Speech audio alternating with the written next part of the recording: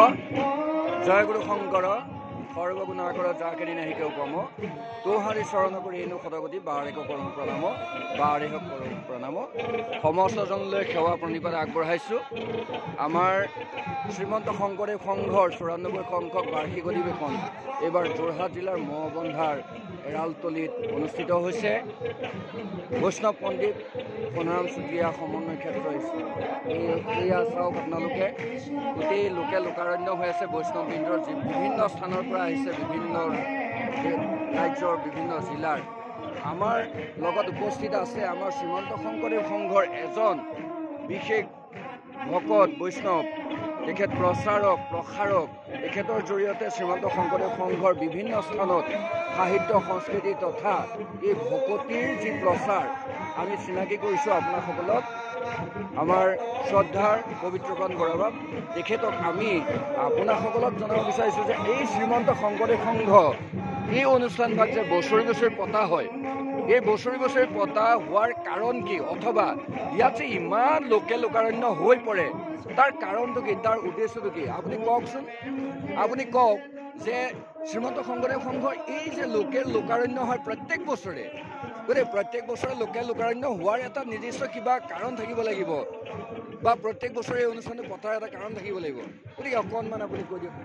জয়গুৰু শংকৰ শ্ৰীমন্ত শংকৰদেৱ সংঘ 94 সংখ্যক বাৰ্ষিক অধিৱেশন যোৰহাট জিলা শাখাৰ আতিথ্যত বৈষ্ণৱ পণ্ডিত সোণাৰাম চুতীয়া সমন্বয় ক্ষেত্ৰত 4 দিনীয়াকৈ অনুষ্ঠিত কৰা হৈছিল। আজি 3 নম্বৰ দিন। এই 3 নম্বৰ দিনটোত আমাৰ দুটা বিশেষ কাৰ্যসূচী। প্ৰথম কাৰ্যসূচী পাতকা উত্তোলন, দ্বিতীয় কাৰ্যসূচী ভাগৱত শোভাযাত্ৰা। প্ৰতি বছৰে শ্ৰীমন্ত শংকৰদেৱ সংঘৰ লক্ষ লক্ষ ভকতৰ এক মানৱতা আৰু আদৰ্শৰ ওপৰত প্ৰতিষ্ঠিত শ্ৰীমন্ত শংকৰদেৱ সংঘৰ লক্ষ লক্ষ ভকতে ইয়াতে উপস্থিত হোৱাৰ কাৰণটো হৈছে হৰি ভক্তি তথা একশৰণ হৰিনাম ধৰ্মৰ যি তত্ত্ব বা পাৰমাৰ্থিক তাত্ত্বিক দিশ আছে, যিসকলে বুজি পাইছে সেইসকলে দহবন কাটি কৰি হ'লেও পৰিৱেশনস্থলী উপস্থিত হয়। গতিকে ইয়াৰ আধ্যাত্মিকতা, ইয়াৰ যি সামাজিক, ইয়াৰ সাংস্কৃতিক যিখিনি দায়িত্বৰ কৰ্তব্য সেইখিনি প্ৰকাশ পায়। সেইকাৰণে ইয়াতে সমস্তজন আহি উপস্থিত হয়। আৰু যেনেকৈ গংগালৈ গ'লে স্নান হয়, কিন্তু ভকতৰ মাজতে আহি এই তেখেতসকলে আহি ভক্তিৰসৰ পান কৰিবৰ কাৰণে ইয়াতে সকলো আহে। আৰু আজি যিহেতু পবিত্ৰ ধৰ্মধ্বজা উত্তোলন আছে, ভাগৱত শোভাযাত্ৰা আছে, আপোনালোকে দেখিছে এতিয়া শিবিৰত থকা সকলো ভকত বাবাইসকল ইয়াতে লোকাৰণ্য হৈছে।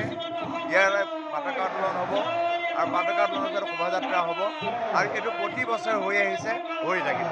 গুৰু শ্ৰীমন্ত শংকৰদেৱৰ নীতি আদৰ্শ আৰু মানৱতা, উদাৰতা, গণতান্ত্ৰিকতা সমস্ত দিশে প্ৰকাশ পায়। সেইকাৰণে লক্ষ লক্ষ ভকতৰ হৃদপিণ্ডস্বৰূপ নামঘৰ যেতিয়ালৈকে থাকিব, গুৰুজনাৰ আদৰ্শ যেতিয়ালৈকে থাকিব, অসমীয়া জাতি অসমীয়া হৈ থাকিব।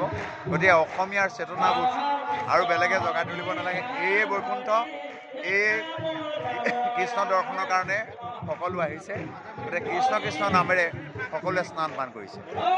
লগতে আৰু এটা কথা কওক যে বৰ্তমান সময়ৰ লগত প্ৰাসংগিক হিচাপে এই যে আমাৰ যুৱ চাম আৰু ভকতি তথা শ্ৰীমন্ত শংকৰদেৱ সংঘ আৰু বৰ্তমান সময় যুৱসকলৰ উশৃংখল হৈছে বুলি আমাৰ সকলোৱে কয়। কিন্তু আমাৰ শ্ৰীমন্ত শংকৰদেৱ সংঘৰ এতিয়া আমি সেৱা বাহিনীত প্ৰায় 10,000ৰো অধিক সেৱা সেৱিকাসকলক এটা অনুষ্ঠানটো সাফল্যমণ্ডিত কৰিবৰ কাৰণে তেওঁলোকক দায়িত্ব দিয়া হৈছে। তেওঁবিলাকে নিষ্ঠা আৰু সততাৰে কাম কৰিছে। আৰু আমি যিসকল উশৃংখল হৈছোঁ বুলি কৈছোঁ, আমি কৈ থাকিলে নহ'ব। তেওঁবিলাকক সেই সুবিধাবোৰ দিব লাগিব আৰু শৃংখলাবদ্ধ কৰিব লাগিব। ইয়ালৈ অহা সকলে শৃংখলাবদ্ধভাৱে কাম কৰিছে। গতিকে আমাৰ উদ্দেশ্য লক্ষ্য হৈছে যে আধ্যাত্মিক পৰিৱেশ এটা যেতিয়ালৈকে ঘৰখনতে হওক সমাজত নাথাকিব, তেতিয়ালৈকে আমি শৃংখলাবদ্ধ হ'ব নোৱাৰোঁ। আৰু সেইকাৰণে যুৱক যুৱতীসকল শৃংখলিত হৈছে আৰু ভক্তিৰ যি ৰস, সেই ৰস পান কৰিবৰ কাৰণে যুৱকসকলে চেষ্টা কৰিছে। গতিকে সেইটোৱে আচলতে আমি বিচাৰোঁ যে শ্ৰীমন্ত শংকৰদেৱ সংঘ বুলি নহয়, যে বৰ্তমান সময়টো যিটো যুৱচামটো যদি উশৃংখলতাৰ প্ৰৱণতাৰ পৰা বচাবলৈ হ'লে ভকতিৰ একমাত্ৰ প্ৰয়োজন শ্ৰীমন্ত শংকৰদেৱ গুৰুজনাৰ যি সাহিত্য সংস্কৃতি তাৰ আলম ল'বই লাগিব। মানে অসমীয়া জাতি হিচাপে থিয় হৈ থাকিবলৈ দুটা দিশ আছে। সাহিত্য আৰু সংস্কৃতিক শ্ৰদ্ধা কৰিব লাগিব, ভক্তি কৰিব লাগিব, অনুশীলন কৰিব লাগিব, অধ্যয়ন কৰিব লাগিব। গতিকে সাহিত্য সংস্কৃতিক বাদ দি কেতিয়াও এটা সমাজখন জীয়াই থাকিব নোৱাৰে। গতিকে সমাজখন শুদ্ধ কৰি ৰাখিবৰ কাৰণে সাহিত্য আৰু সংস্কৃতি বিশালতা এটা শব্দ, বিশেষকৈ গীত বাদ্য নৃত্য ভাওনা আদিয়ে এটা পৰিৱেশেৰে তেওঁবিলাকক সদায় আধ্যাত্মিক দিশলৈ অনাৰ কাৰণে শ্ৰীমন্ত শংকৰদেৱ সংঘৰ সংস্কৃতি শাখাই প্ৰতি বছৰে চেষ্টা কৰি আছে। আজি আপোনালোকে দেখিছে ইয়াত যিসকলে বায়ন আছে এইসকল সকলো যুৱক। গতিকে যুৱকসকলে খোলটো কাণত লৈ লৈছে। গতিকে এই খোল যেতিয়ালৈকে বাজি থাকিব, গুৰু সংস্কৃতি কাণত থাকিব, কেতিয়াও সি বিশৃংখল হ'ব নোৱাৰিব। কৃষ্ণ আমাৰ লগত এয়া আমাৰ আনন্দ বৰাবাব আছে। শ্ৰীমন্ত শংকৰদেৱ সংঘৰ শংকৰী সংগীত যি ধাৰা, সেই ধাৰাৰ তেখেত এজন বিজ্ঞ প্ৰশিক্ষক, পৰীক্ষক, পৰ্যবেক্ষক। গতিকে আমি তেখেতক আপোনাৰ সকলৰ আগত চিনাকি কৰি দিছোঁ।